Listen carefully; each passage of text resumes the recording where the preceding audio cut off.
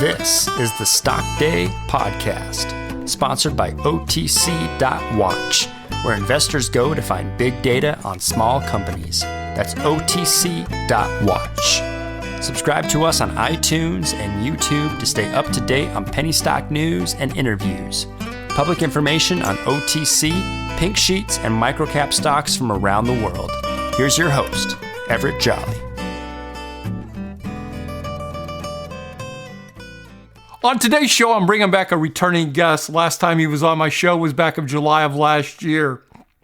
And I'm talking about no other than Cocrystal Pharma. They trade on the Nasdaq under the ticker symbol COCP. Super excited to have this gentleman back on my show. He is the co-CEO and CFO of the company, Mr. Jim Martin. Jim, welcome back to the show. Thank you. And always a pleasure. And thank you for your audience and their interest in Cocrystal. Well, it's been a little while. Last time you were on the show was back in July of last year. So for my new listeners, give them a little bit of an about statement. Who are you guys and what do you do? So Cocrystal is an antiviral therapeutic company, distinguished from vaccine companies.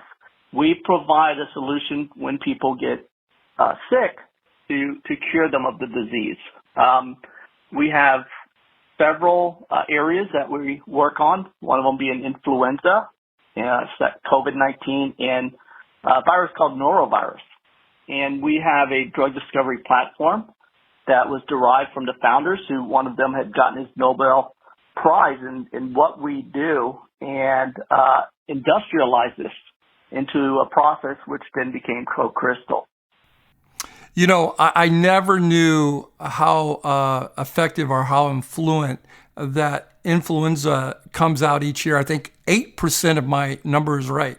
8% of Americans contract it each year. That's over 20 million Americans. That being said, if you could provide us an update on the Cocrystal Pharma phase 1 study in the influenza A, and what are the next steps in the clinical and regulatory process moving forward?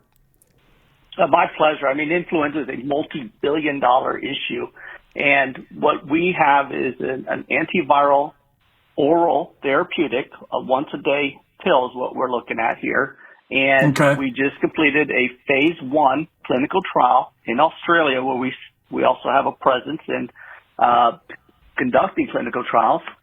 And the results were so dramatic that we actually started another program just a few weeks ago in January, which we had already had preclinical data on, but we started a program for an inhalation using the same compound, because the inhalation is going to be a prophylactic. But not to distract from the oral, which already completed the phase 1 trial. That is already signed up to go to the UK for what's called a human challenge model phase 2A trial, which we'll be conducting this year and wrapping up by the end of the year. And that product is your CC42344, correct?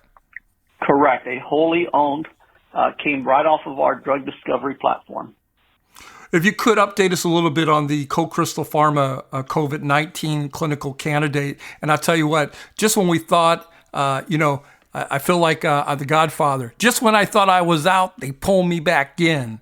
I mean, what is going on with China? Every time I turn around, there's more people dying. They're shutting things down. They haven't got over it. So I think we're a far phase from getting over this COVID-19. And then, then it moves into something else, and then it moves into something else. Go ahead. You explain to me what's going on. Well, you're so right. These viruses, they evolve, and it's in their best interest to evolve to be less lethal but more contagious, and that's what we're seeing with COVID-19. The good news is it's less deadly, but it is highly contagious right now, and so we don't see it going away for a long time. It's probably just going to be like influenza, seasonal, and it's always going to be around. And the vaccines are just like influenza vaccines; they're going to continue to have issues as it mutates, and just a fact of life, the way it is with influenza. But COVID-19, there is no approved therapeutic. Now, there are some with emergency use authorizations. They have, they can be approved upon, and there has not been an authorized therapeutic. And that's what we have. And it takes a while to make these, So we have done all the testing. We're going into a clinical trial this year. We already have a subsidiary set up in Australia, and we have a great team to run this trial. And we're getting started this quarter. Is our internal goal. You guys kind of remind me of the mining industry, even though you guys are in the small tech space.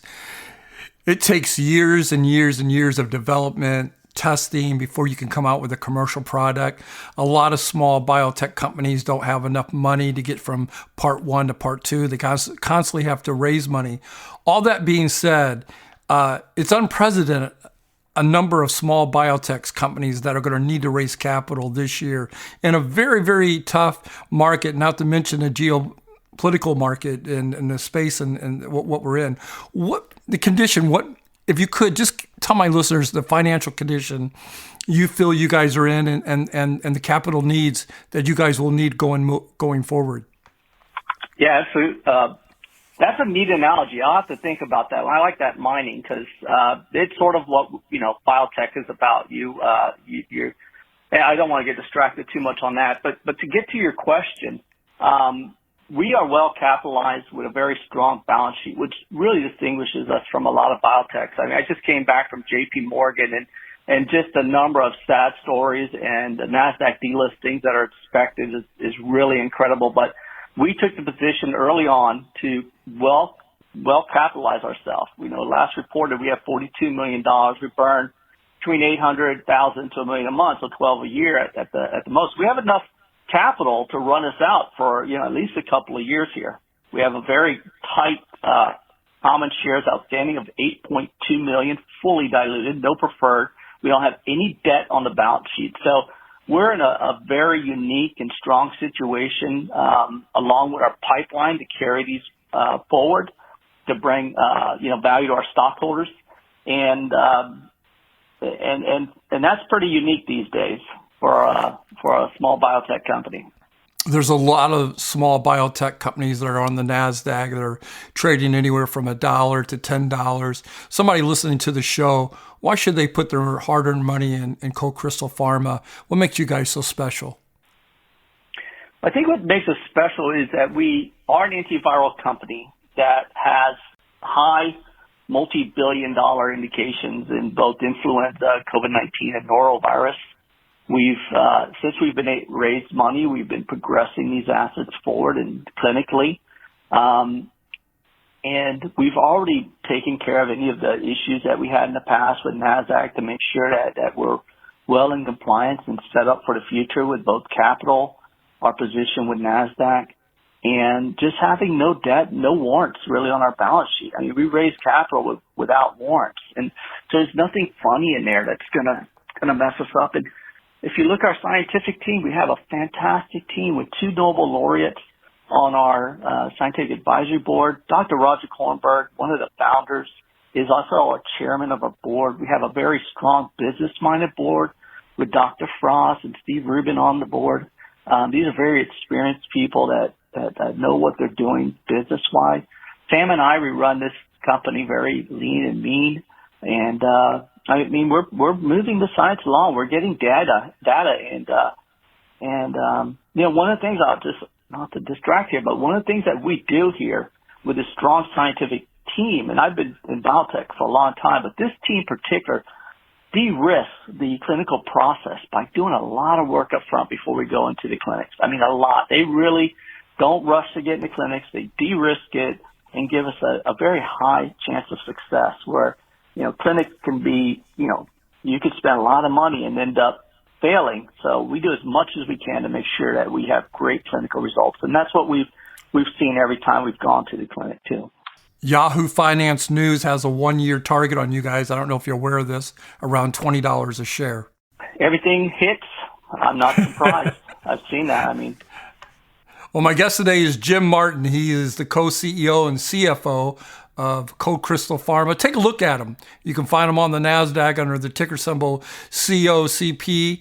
Jim, I'm going to give you the last 30 seconds. What is it you want my listeners and your stockholders to take away from today's interview? We're an antiviral company. We have a number of indications that have a need, both influenza. People get vaccinated, they still get it. We really need a good therapeutic. These viruses mutate, and we create broad spectrum viruses. I wish I had more time. It's okay to go into how we do it, but we covered a whole family of these viruses.